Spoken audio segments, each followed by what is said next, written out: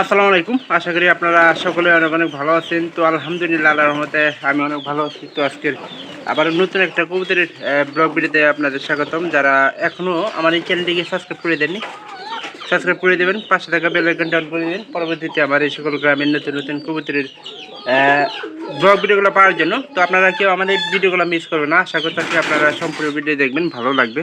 পরবর্তীতে এরকম নতুন নতুন ভিডিওর জন্য সবাই অপেক্ষা করবেন। তো আজকে যে ব্লগ ভিডিওটা সেটা হচ্ছে যে আমাদের কবুতরগুলাকে নিয়ে।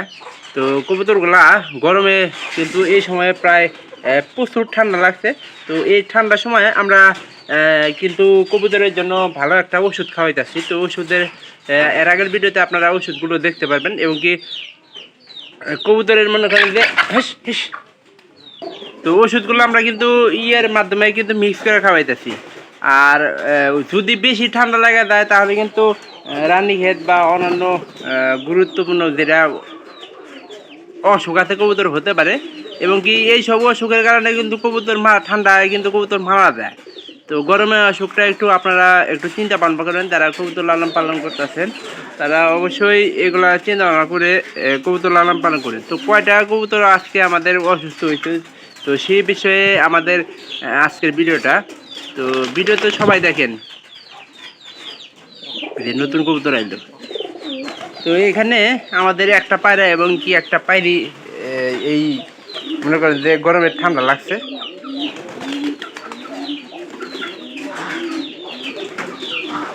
তো আমাদের এই যে 3 নম্বর ঘরের ওদের বাচ্চা ফুটছে 3 নম্বর ঘরে। এটা কি আমি সত্য দেখতেছি না মিথ্যা দেখতেছি? দুইটা বাচ্চা আলহামদুলিল্লাহ ফিরে গেছে, তো ভালো হয়েছে। তো বাচ্চাগুলোকে খাবার আসলে এগুলা খাওয়াবো।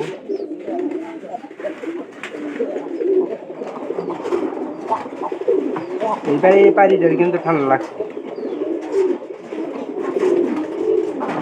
এই যে এই পায়রা এবং পায়রি,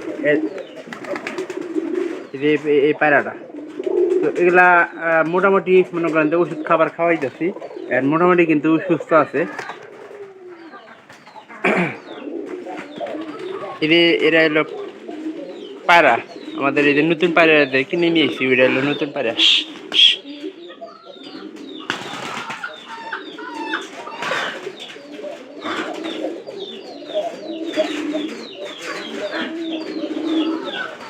এটা হলো এই যে নতুন আমাদের যে ঠান্ডা লাগছে ওই পায়রির পায়রা। পায়রা আসলে একটা বিষয় হলো যে যদি মনে করেন যে পায়রার ঠান্ডা লাগে,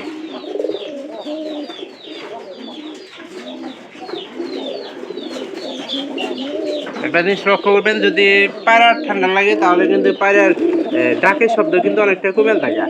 আর যদি পায়রার ঠান্ডা লাগে তাহলে কিন্তু এই অ্যান্টিবায়োটিক খাওয়ালে কিন্তু আপনার কবুতরের দেখা যাবো যে অ্যান্টিবায়োটিক খাওয়ালে কবুতরের নানান রকম অনেক সমস্যা মনে করেন যে হয়ে দেখা।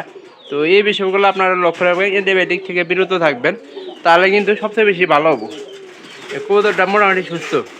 কয়দিন মনে করেন যে ঘের ঘের শুরু করে দেবো, আপনারা হাঁ করে নিঃশ্বাস কাটবো, এগুলো লক্ষণ থেকে বুঝবেন যে আপনার কবুতরটা ঠান্ডা লাগার সম্ভাবনা হয়েছে।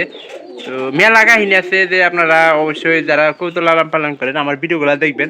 তো আমরা কোন সময় কী করতেছি না করতেছি, তো ওইগুলো ভিডিও কিন্তু আমরা আপলোড করে থাকি। তো ভিডিওটি অবশ্যই ভালো লাগবে, চ্যানেলটিকে সাবস্ক্রাইব করে দেওয়ার চেষ্টা করেন পরবর্তীতে আমার এই সকল গ্রামের নতুন নতুন কবুতরের ব্লগ ভিডিওগুলো পাওয়ার জন্য। তো আপনারা কেউ আমার এই ভিডিওগুলো মিস করবেন না, আশা করতে সম্পূর্ণ ভিডিও দেখে যান, ভালো লাগবে। তো সবাই ভালো থাকেন, ধন্যবাদ সবাইকে।